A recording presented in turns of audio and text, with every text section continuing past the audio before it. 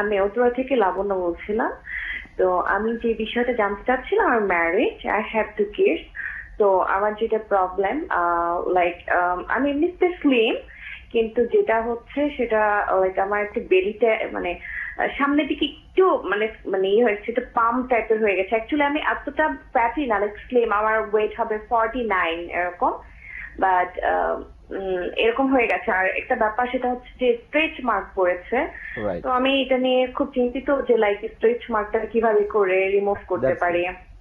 ধন্যবাদ দর্শক, হ্যাঁ, আমরা খুব খুবই সুন্দর প্রাসঙ্গিক কোয়েশ্চেন। একটি প্রশ্ন স্ট্রেচ মার্ক পেলাম। খুব খুব খুব খুব মানে একটা ভালো কোয়েশ্চেন। মানে স্ট্রেচ মার্ক নিয়ে অনেকে অনেক প্রবলেমে পড়ে।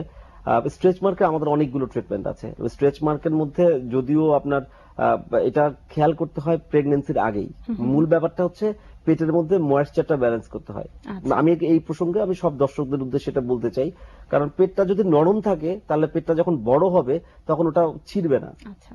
এখন হচ্ছে কি আমরা প্রেগনেন্সির সময় বাঙালিরা খাইও বেশি, খুব দ্রুত একটা সেল দুটা হয়, দুটা আটটা, আটটা হচ্ছে 16টা, এরকম করে প্রতিদিন বাড়তে থাকে। লাস্টের দিকে পেটটা খুব দ্রুত বাড়তে থাকে, অ্যাবডোমেন মানে চামড়াটা নিতে পারে না ওইটা চাপটা। তখন পেটটাকে যদি আপনি নরম রাখেন, যে কোনো ময়েশ্চারাইজার বা স্পেশালি আপনার অনেক কিছু ময়েশ্চারাইজার যদি সফট থাকে তাহলে ধাক্কাটা যখন দিবে বড় যখন হবে তখন অ্যাটলিস্ট ফেটে যাবে না। আচ্ছা, তো পরিত্রাণের উপায়টা কি? আসলে পরিত্রাণের উপায় হচ্ছে পরবর্তীকালে যেটা আমরা করি সেটা হচ্ছে, এখন সবচেয়ে ভালো চিকিৎসা হচ্ছে মেজোথেরাপি স্ট্রেচ মার্কের জন্য।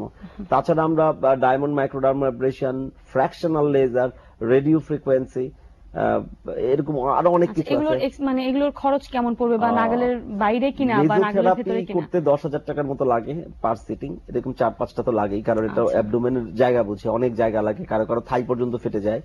হ্যাঁ, এটা এরকম লাগে, এটা ডিপেন্ড করে। It depends. ফ্র্যাকশনালটাও 9,000 টাকার মতো, আচ্ছা। ডায়মন্ড পিল 3,000 4,000, এরকম একটা মিলে আর কি। মোটামুটি আপনার একটা অবস্থা পেতে হলে লাগবে 40-50 আচ্ছা, মতো। আরেকজন দর্শক অপেক্ষা করছে, আমরা আরেকটি ফোন নিয়ে নিচ্ছি। হ্যালো দর্শক, আপনার নাম বলে কথা বলুন। ওয়ালাইকুম সালাম, কে বলছেন?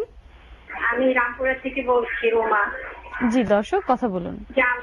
আমার একটা প্রশ্ন অতিথির কাছে, যে আমার মেসটা ছিল, তখন আমি ওটার জন্য চিকিৎসা করাইছি, কিন্তু ব্যথাটা বেড়ে গেছে। আমার ব্যথাটা অনেক সামান্য ছিল, এখন একটু বেশি দেখা যাচ্ছে। ধন্যবাদ দর্শক। সেন্টারে আমার একটা ট্রিটমেন্ট হয়েছে, অনেকগুলো ট্রিটমেন্টে হয়েছে, কিন্তু আমি কোনো উপকারে পাই নাই। আমার দাগটা বেড়ে যাচ্ছে। ধন্যবাদ দর্শক আপনাকে। সে ঘুরে ফিরে একই না, প্রসঙ্গ। মেস্তা নিয়ে আমি তো বলি যে মেস্তাকে আসলে ট্রিটমেন্ট করা আসলে ভেরি ডিফিকাল্ট। মানে মেস্তা আমাদের সবচেয়ে চ্যালেঞ্জিং একটা ডিজিজ আর কি বলবো। মানে কসমেটিক প্রবলেম মেস্তা হচ্ছে নাম্বার 1 আমাদের। অন্য যে কোনো কিছুতে আমরা খুব ভালো রেজাল্ট বা কনফিডেন্টলি অ্যান্সার করতে পারি, কিন্তু মেস্তাতে এটা আনপ্রেডিক্টেবল। কারো কারো একেবারে 80-90% প্লাসও ইমপ্রুভমেন্ট হয়ে যায়, আর কারো কারো মেনটেন করতে না পারলে খুব